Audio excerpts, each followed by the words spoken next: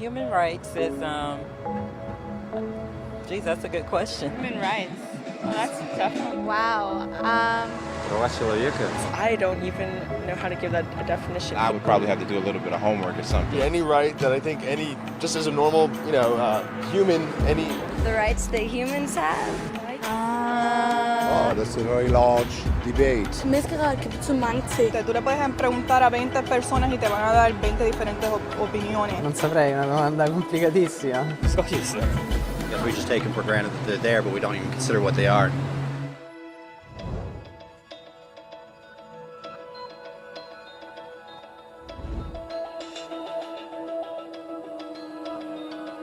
Human rights are the rights you have simply because you're human. It's how you instinctively expect and deserve to be treated as a person, like the right to live freely, to speak your mind, and to be treated as an equal. There are many kinds of rights. Most apply to a certain group. But human rights are the only ones that apply to absolutely everyone, everywhere.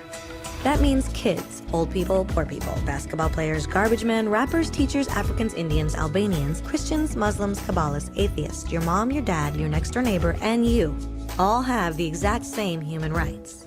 In other words, they're universal. But the question remains, what are they? Name the human rights? What the human rights are? The right to live.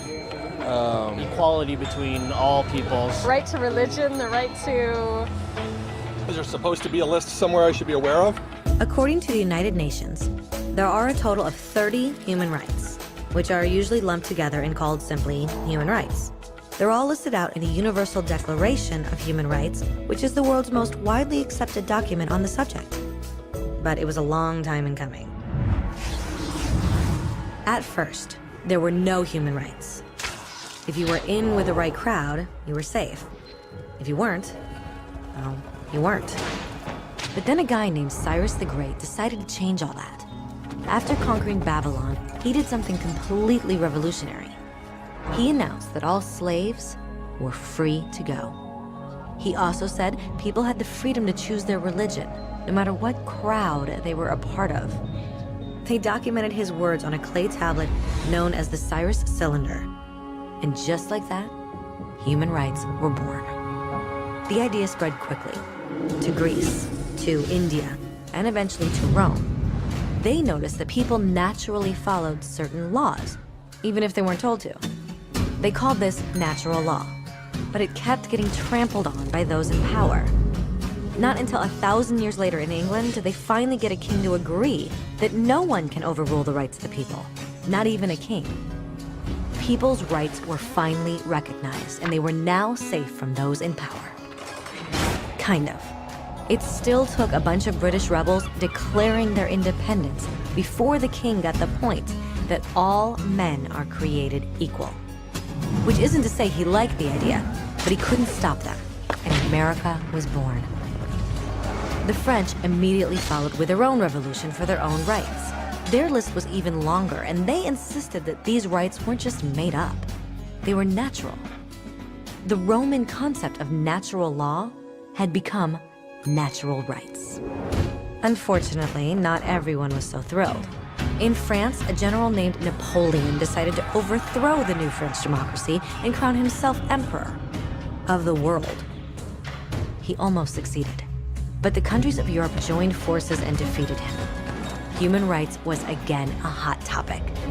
They drew up international agreements, broadly granting many rights across Europe. But only across Europe. The rest of the world somehow still didn't qualify. Instead, they got invaded, conquered, and consumed by Europe's massive empires. But then a young lawyer from India decided enough was enough. His name was Mahatma Gandhi, and in the face of violence, he insisted that all people of Earth had rights, not just in Europe. Eventually, even Europeans started to agree. But it wasn't going to be that easy. 2 world wars erupted. Hitler exterminated half the Jewish population of Earth in horrifying Nazi death camps. And all told, 90 million people died. Never had human rights been so terrifyingly close to extinction. and never had the world been more desperate for change. So the countries of Earth banded together and formed the United Nations. Their basic purpose was to reaffirm faith in fundamental human rights, in the dignity and worth of the human person. But what were human rights? Were they the proclamations of Cyrus, the natural laws of Rome, the declarations of France? Everyone seemed to have a slightly different idea of what human rights should be. But under the supervision of Eleanor Roosevelt, they finally agreed on a set of rights that applied to absolutely everyone. The Universal Declaration of Human Rights. The French concept of natural rights had finally become human rights. So, in summary, at first, only a few lucky people had any rights, until one of those guys decided, hey, other people should have some rights too, which was great, except not everyone agreed. And it only took a few thousand years of fighting and declarations and more fighting until everyone finally agreed that human rights should apply to everyone. And they all lived happily ever after. Except for one little problem. If people have the right to food and shelter, why are 16,000 children dying of starvation every day? 1 every 5 seconds. If people have freedom of speech, why are thousands in prison for speaking their minds? If people have the right to education, why are over 1 billion adults unable to read? If slavery has truly been abolished, why are 27 million people still enslaved today? More than twice as many as in 1800.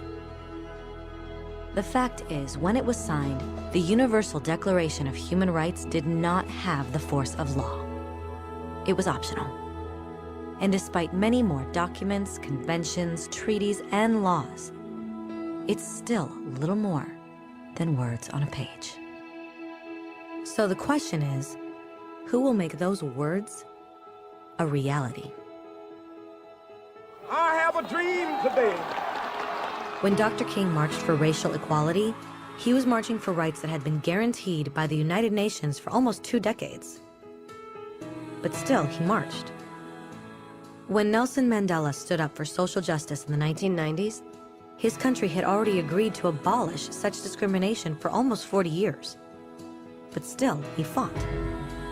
Those who fight today against torture, poverty, and discrimination are not giants or superheroes. They're people. Kids, mothers, fathers, teachers. Free-thinking individuals who refuse to be silent. Who realize that human rights are not a history lesson. They're not words on a page. They're not speeches or commercials or PR campaigns. They are the choices we make every day as human beings. They are the responsibility we all share to respect each other, to help each other, and to protect those in need. As Eleanor Roosevelt said, where, after all, do universal human rights begin? In small places close to home. So close and so small that they cannot be seen on any maps of the world. Yet they are the world of the individual person, the neighborhood he lives in, the school or college he attends, the factory, farm, or office where he works. Such are the places where every man, woman, and child seeks equal justice, equal opportunity, equal dignity without discrimination. Unless these rights have meaning there, they have little meaning anywhere.